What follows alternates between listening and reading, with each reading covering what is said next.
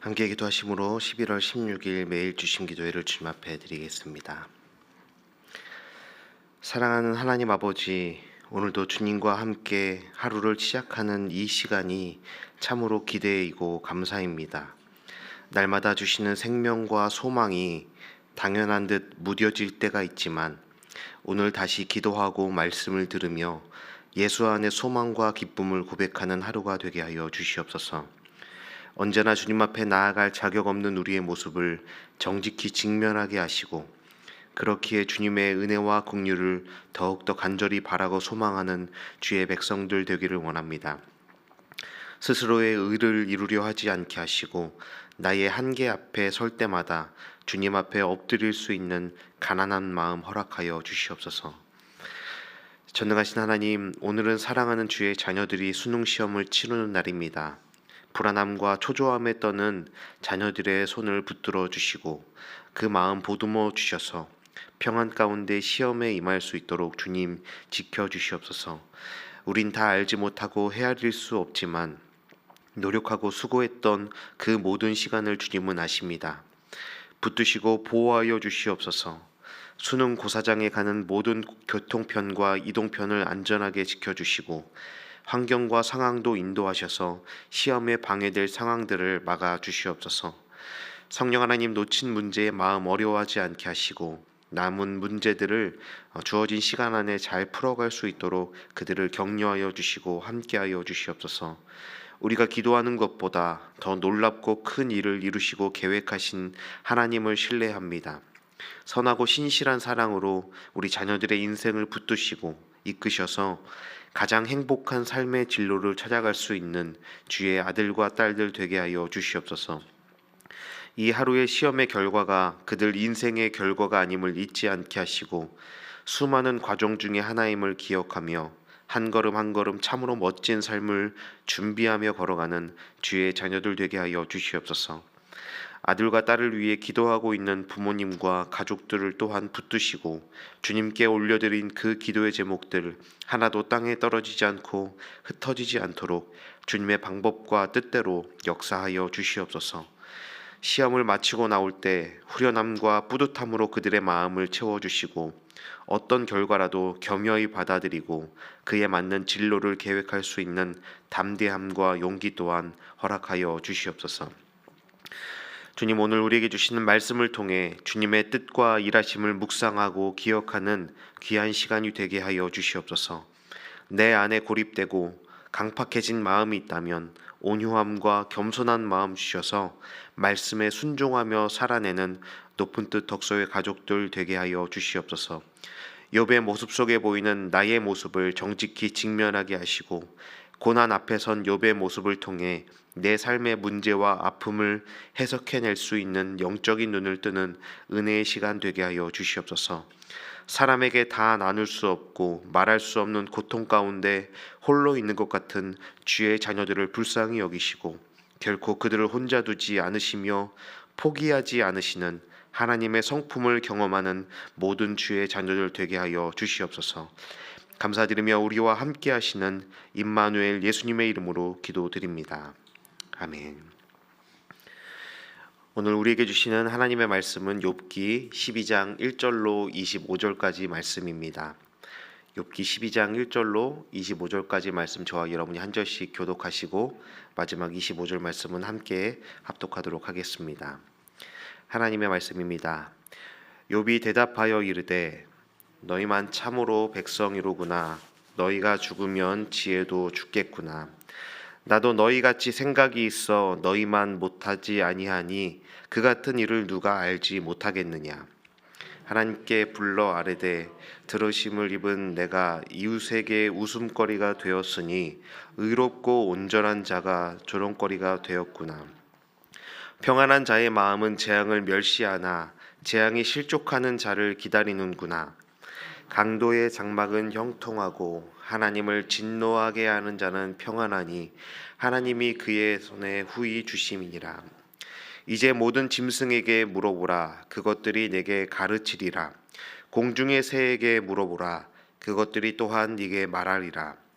땅에게 말하라. 바다의 고기도 내게 설명하리라. 이것들 중에 어느 것이 여호와의 손이 이를 행하신 줄을 알지 못하랴. 모든 생물의 생명과 모든 사람의 육신의 목숨이 다 그의 손에 있느니라. 입이 음식의 맛을 구별함 같이 귀가 말을 분간하지 아니하느냐. 늙은 자에게는 지혜와 권능이 하나님께 있고 계략과 명철도 그에게 속하였나니 그가 어르신즉 다시 세울 수 없고 사람을 가두신즉 놓아주지 못하느니라.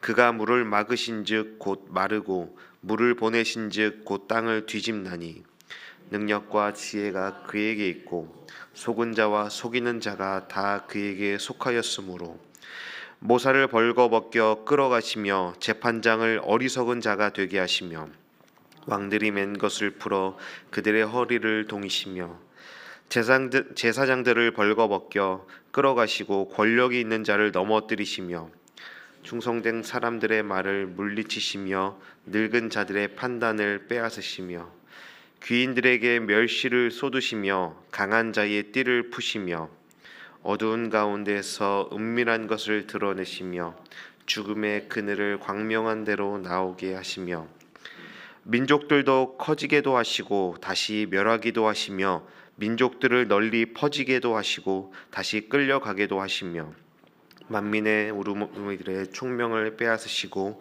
그들을 길 없는 거친 들에서 방황하게 하시며. 함께 읽겠습니다. 빛없이 캄캄한 데를 더듬게 하시며 취한 사람같이 비틀거리게 하시느니라. 아멘. 예, 오늘도 예배에 오신 여러분 환영합니다. 잘 오셨습니다. 또 오늘 하루도 우리 가운데 귀한 은혜와 또 사랑으로 가득히 채워가시는 하나님과 동행하시는 하루가 되시기를 바랍니다. 오늘부터 나누는 12장부터 14장까지는 이제 앞에서 말했던 그 친구들에 대한 욥의 대답이 시작됩니다. 욥의 친구들과 욥의 이 대화가 세 묶음으로 되어 있는데 첫 번째 사이클이 마무리되는 부분입니다. 욥에게 계속해서 인과응보의 잣대를 들이대며 회개하기만을 촉구하는 소발을 향한 11장에서 말한 소발을 향한 대답이기도 하며 동시에 앞서 말한 모든 친구들의 주장에 대해서 욥이 종합적으로 대답하는 내용이 오늘 본문의 말씀입니다.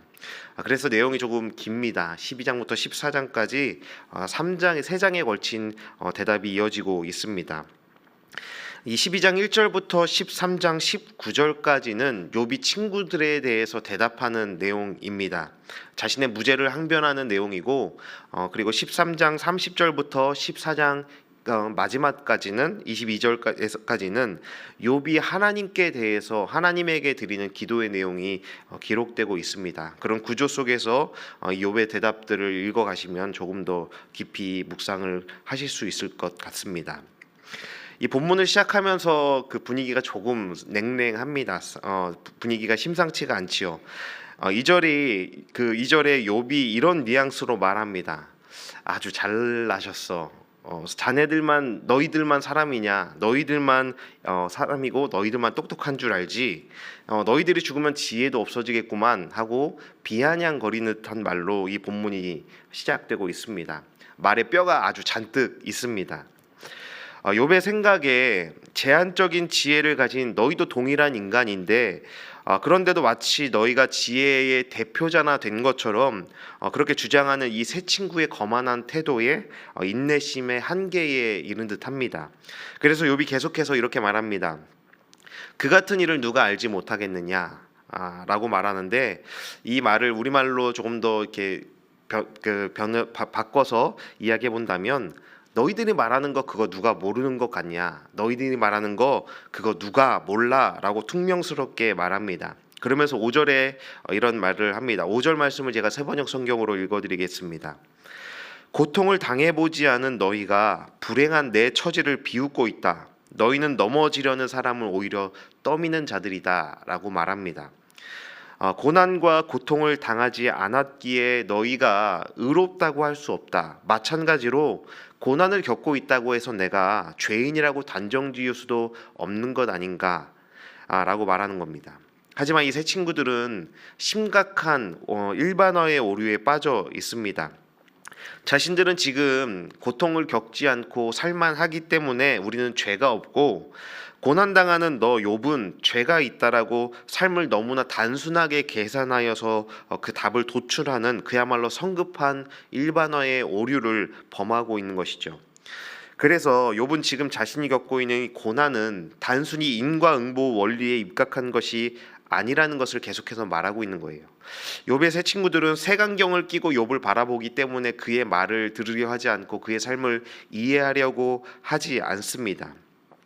하지만 욥 자신은 나는 하나님께 기도하여서 하나님께 응답받은 적도 있고 의롭고 온전하였지만 지금은 이렇게 웃음거리와 조롱거리가 되지 않았냐고 반문하고 있는 것입니다.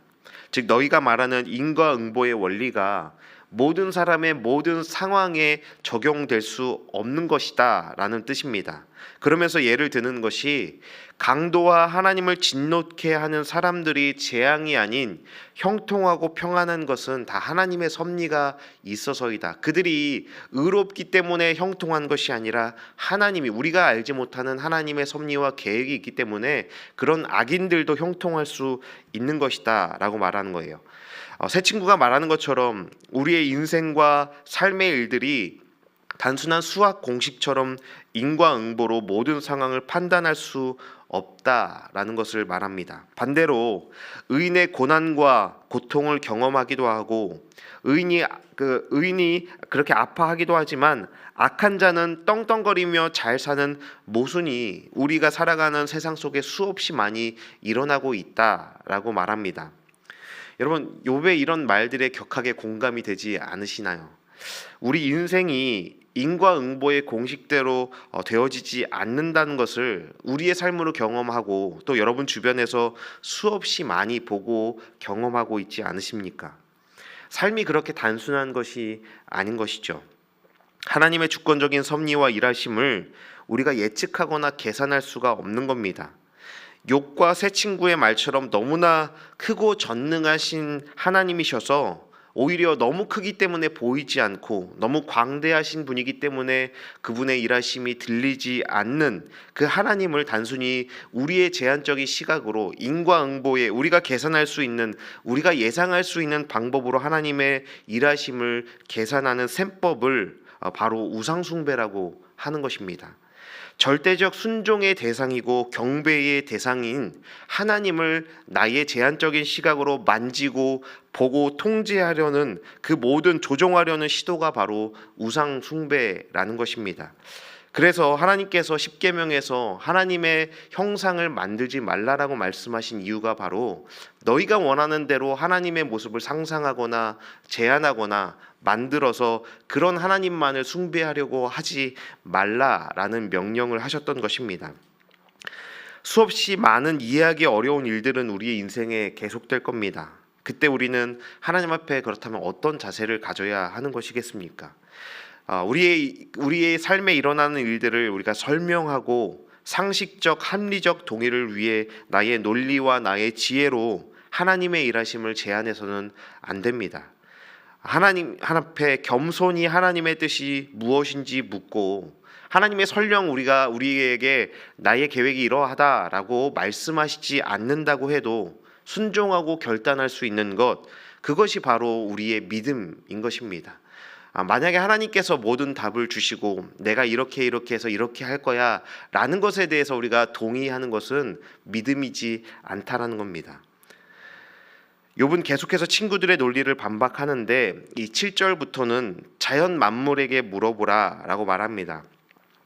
소발은 하나님의 지혜를 하늘보다 높고 수월보다 깊고 땅보다 길고 바다보다 넓다고 하면서 자연 만물에 빗대어 그 초월성을 나타내었습니다.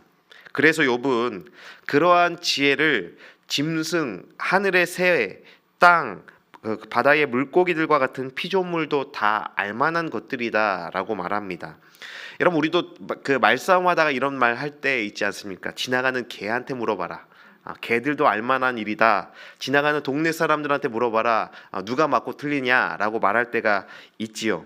아주 당연한 일이기 때문에, 상식적인 일이기 때문에 쉽게 결론을 알 수 있는 일인데, 그래서 개들도 알만한 사실인데 왜 너희는 너희만 아는 것처럼, 너희만 그렇게 아는 것처럼 왜 너희는 그 사실을 모르느냐라는 의미입니다. 인과응보의 원리와 다른 일들이, 그 결과가 다른 일들이 우리의 삶에서 수없이 일어나고 있지 않느냐. 의인이 벌을 받고 악인이 형통한 일들이 있다는 것은 짐승들이나 자연 만물들도 다 알만한 일이다. 하나님의 일하심이 그렇게 단순하게 일하여지고 단순하게 보여지는 것이 아니다라고 계속해서 말하고 있는 것이죠. 친구들의 인과응보 논리가 일괄적으로 모든 삶의 모든 경험에 적용될 수 없다고 주장합니다. 그리고 이런 상황이 벌어지는 것은 하나님의 손이 그렇게 활동하시기 때문이라고 말합니다. 하나님의 손이라는 것은 인간과 세상을 주관하시는 창조주의 절대 권세를 의미합니다. 우리 눈에 보이는 대로 누군가의 삶을 재단하고 판단하고 쉽게 결론 내려서는 안 됩니다. 의인도 하나님의 사람들도 죄 없는 사람들도 고난 받을 수 있는 거예요. 그렇게 고난 받는 자를 결코 악하거나 저들의 삶은 비참하다라고 그 인생을 바라보아서는 안 됩니다. 그 고난을 통해 그들을 하나님께서 어떻게 사용하실지 우리는 결론을 내려서는 안 되는 거예요. 마찬가지로 세상에서 번영을 누리고 성공하고 명예를 얻고 세상에서 소위 잘 나간다고 하여서 그들이 하나님의 복을 받았다고 말하는 그 간증 집회에 열광할 필요가 없는 겁니다. 하나님의 계획은 우리가 알 수 없는 거예요. 눈에 보이는 삶의 결과가 인과응보의 원리와 같이 가난하고 약하고 고난받는 이들은 한심하게 바라보며 낮게 평가하고 있지는 않는지 우리의 마음을 정말 정직히 돌아보아야 합니다. 그리고 한 가지 기억해야 하는 것이 또 있다고 생각합니다. 고난받고 어려움을 겪고 있는 나의 현실을 바라보며 나 자신에게도 그런 시선과 잣대로 나를 바라보고 나를 평가하고 있지는 않은지, 우리가 우리 자신을 향해서도 그렇게 차가운 시선으로 바라보고 있지는 않았는지 우리가 이 말씀 앞에서 우리의 마음을 돌아보면 좋겠습니다. 하나님이 나와 함께 하시지 않는구나. 하나님께 내가 이런 죄를 지어서 하나님이 나를 치셨구나. 하나님 앞에 떳떳하지 않으니 내가 이런 고난을 받고 있는 거구나라고 그 가혹한 잣대를 들이대고 있지는 않았는지 우리가 생각해 보아야 하는 것이죠. 내가 죄가 많아서, 내가 잘못해서, 내가 능력이 없어서라고 연민하며 하나님의 뜻마저 오해하고 나를 향한 하나님의 사랑마저 부인하고 있지는 않는지 정직하게 돌아보는 시간이 되어야 합니다. 우리가 겸손을 말합니다. 겸손의 미덕을 말하는데 하나님 앞에 나를 그렇게 계속해서 깎아내리고 하나님 앞에 나를 인정하지 않는 것은 결코 겸손이지 않습니다. 하나님께서 나에게 행하신 일들을 인정하고 하나님께서 나를 세우신 것에 겸허하게 설 수 있는 것, 하나님의 뜻에 순종할 수 있는 것이 겸손인 것이지 무조건 나를 작게 만들고 나를 깎아내리고 나를 부인하는 것이 겸손의 미덕은 아닌 것이죠. 사랑하는 여러분, 세상의 짐승들도 알고 있는 사실을 혹여 우리는 모르고 있지는 않은지, 모든 만물들이 다 알만한 하나님의 일하심을 우리는 부정하고 있지는 않은지 이 말씀 앞에서 겸손하게 물어보아야 합니다. 하나님을 믿고 의롭게 살아가는 하나님의 사람들도 고난 받을 수 있습니다. 고난을 통해서 하나님이 그들의 인생을 어떻게 인도하실지 우리는 알 수 없습니다. 하나님께 의인으로서 하나님을 정말 신실하게 믿는 사람이라 하도 절망을 경험하게 될 수 있다는 겁니다. 여러분, 그 사실을 이상히 여기지 마십시오. 그런데 예수 믿으면 복 받는다. 예, 복 분명히 받습니다. 하나님께서 복 주실 것입니다. 그런데 그 복이 우리가 바라고 기대하는 세상의 복과 번영은 아닐 수도 있다는 겁니다. 하나님이 단지 이 땅에 잠깐의 만족을 위해 저와 여러분을 선택하시고 인도하시고 예수 독생자 아들을 주셔서 고작 우리에게 주시고자 하는 것이 이 땅에서 잠깐을 누리는 번영과 성공이라고 생각하지 않습니다. 우리가 다 이해하고 헤아릴 수 없는 하나님의 지혜와 섭리를 지금 나의 시선과 잣대로 제한해서는 안 됩니다. 형제 자매의 삶을 세상의 번영과 성공 혹은 가난과 고난이라는 기준으로 판단해서도 안 됩니다. 하나님께서 만약에 인과응보의 법칙대로 우리의 안에 그렇게 단순하게 일하신다면 여러분, 그것이야말로 가장 두렵고 무서운 심판이지 않겠습니까? 인과응보의 논리 앞에, 하나님 앞에 살아남을 자가 누가 있겠습니까? 우리가 이곳에서 예배할 수 있는 것, 그것이 우리가 하나님 앞에 의롭게 살아서가 아니라 우리가 이해할 수 없는 하나님의 비상식적인 사랑 때문이고, 예수 그리스도의 십자가의 은혜와 그 죽음이 우리가 이해할 수 있는 범주를 이미 넘어서 있는 것입니다. 우리는 그 사실을 믿는 사람들인 것이죠. 우리는 아무리 의롭게 살려고 해도 흠 있는 그릇과 같아서 깨질 수밖에 없는, 던져져 깨어질 수밖에 없는 사람들입니다. 그런 저와 여러분을 인과응보의 법칙이 아닌 십자가의 사랑으로 구원하신 하나님의 일하심을 우리가 어찌 이해하고 수용할 수 있겠습니까? 세상의 상식과 합리적 판단으로 하나님의 사랑을 우리가 담을 수 있습니까? 비상식적이고 세상의 기준을, 우주의 기준을 초월하는 하나님의 섭리이고 은혜인 것입니다. 오직 하나님만 주실 수 있는 은혜를 우리는 믿고 의지하는 사람들인 것이죠. 우리가 어떤 고난과 죽음 앞에 선다고 해도 인과응보의 법칙이 틀렸다는 증거가 바로 십자가입니다. 그것을 믿는다면 우리가 어떤 고난 중에도 소망을 고백할 수 있습니다. 슬픔의 눈물 가운데서도 우리는 찬양을 고백하고 찬양을 올려드릴 수 있는 겁니다. 궁핍함과 가난 중에도 우리는 하늘의 풍요를 바라보는 사람들입니다. 세상의 동물들도, 자연 만물, 자연 미물들도 다 아는 그 하나님의 신묘막측하심을 하나님의 자녀인 저와 여러분이 모르고 못 믿는 것이야말로 심각하게 고민하며 내려놓아야 할 우리의 교만일 것입니다. 우리는 다만 믿고 신뢰하며 순종하며 살아가는 참으로 복되고 권세 있는 하나님의 자녀로 여러분의 삶을, 여러분들이 어떤 고난과 또 어떤 성공 속에 살아간다 하여도 하나님의 자녀의 권세를 누리며 살아갈 수 있는 저와 여러분이 되기를 주님의 이름으로 축원합니다. 함께 기도하시겠습니다.